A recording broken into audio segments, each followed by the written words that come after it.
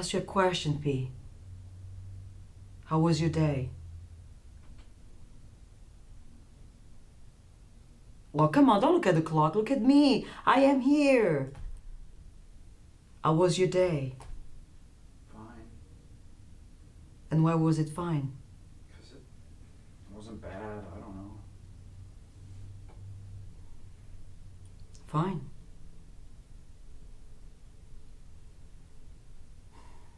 I am here for you. I was assigned to be with you to make sure you're okay. And you ain't going to kill nobody.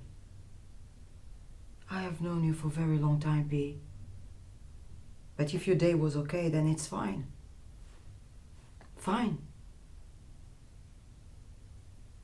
When I'm not doing fine, I tell people that I am fine. Okay. Shh, I'm still talking.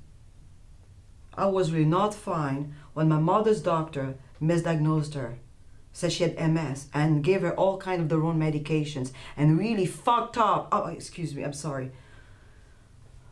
Messed up. I say fuck. You do? Well, shit, okay? He fucked up my mother's head. Is that why she's really slow and stuff now? I know how you're feeling. Hurt, anger, mistrust. He was careless, and you paid for it. It's not fair. It's okay to say how you're feeling.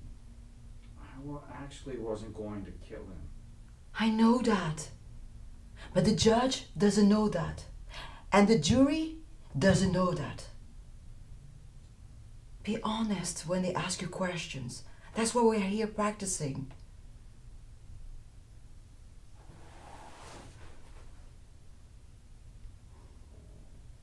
How you feeling? Wrong. Wrong? Yeah. Yeah, I feel wrong. I know. I know the feeling. I've been there.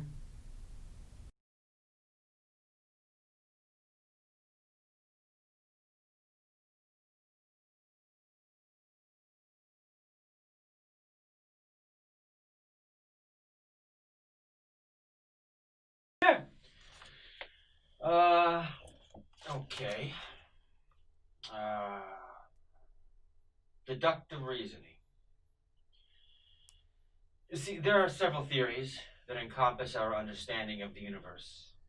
Everything ranging from a huge explosion that happened some 4.2 billion years ago, forming everything we see in our ever expanding universe, or some form of intelligent design which would necessitate the intelligent orchestration and implementation by a designer, or as some term as God.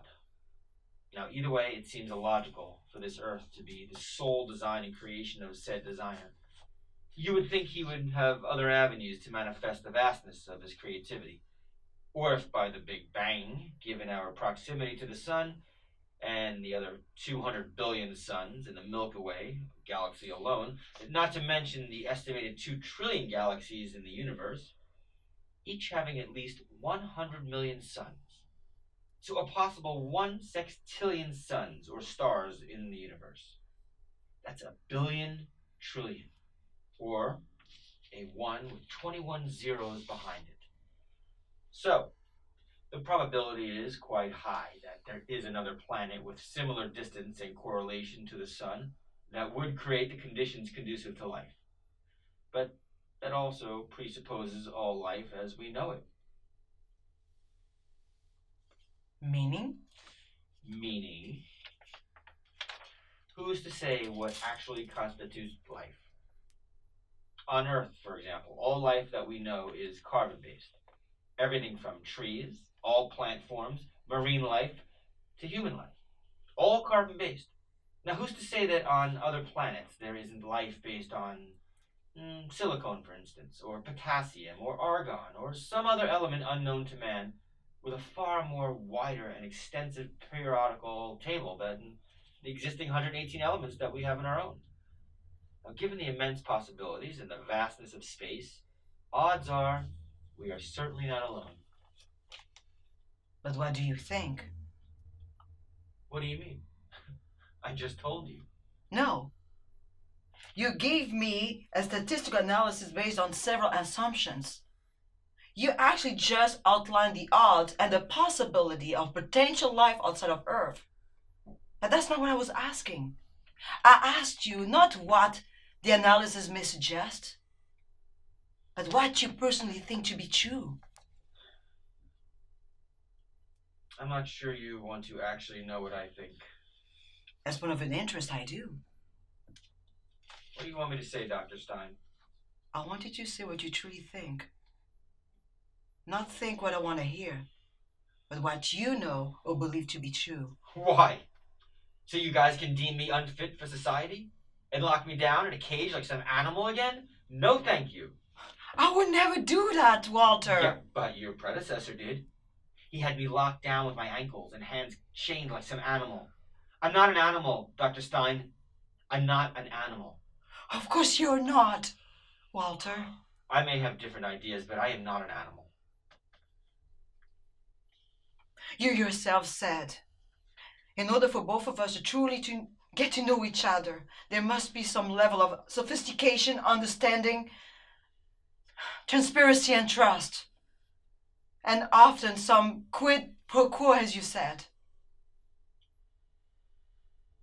And what do I get in return for this little exchange to open up a bit? What do you want? Are you seriously asking me that? I want to be gone from this institution permanently. Now you know I cannot do that, Walter. Then arrange me to be housed far from campus. Afford some degree of freedom that I may feel normal. But you're not normal. Why am I even here in the first place? I'm not a criminal. I'm not a danger to myself or to society. What crime have I committed? What cause of my ideas?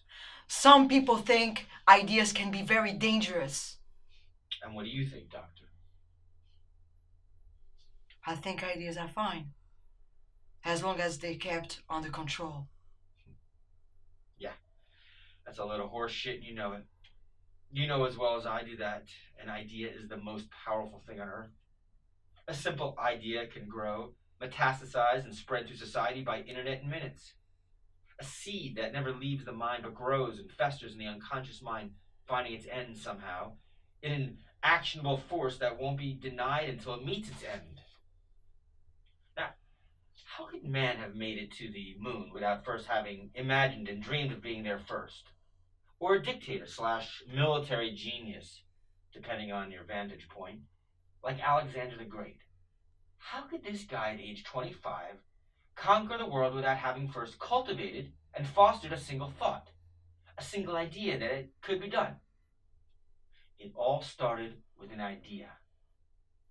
Ideas are powerful. Now, we used to talk about the power of the pen, but what's mightier than a pen? Than a well-guided thought? An idea put into action. After all, you can write that which you haven't first given some thought or first imagined.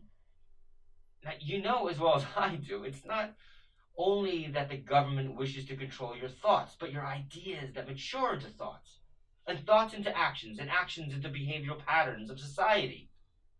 It's all about control. The way to control society is to control the way people think and what they think about. The way to control the very souls of men must first be accomplished by controlling their ideas. What do you really want, Dr. Stein? Why am I being held here against my will? You're not being held against your will, Walter. I'm not free to go, to pack up and get out of state without this ankle bracelet. It's a simple question, Walter. Do you think there is life outside of Earth? Yes. Yes, I do. And as you well know, not only do I think that, I know it to be true. That's what I wanted to hear.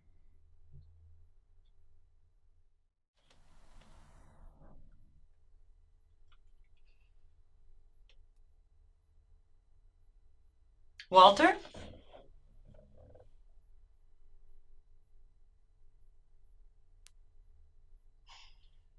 appreciate you being forthcoming with me.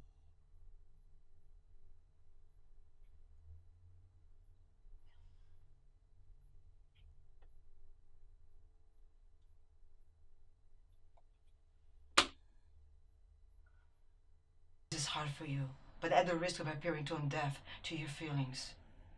Out of sheer duty and professional curiosity, I must persist along this line by questioning for a moment, though I know it may appear insensitive, somewhat redundant from your vantage point of view. But I need to know the truth.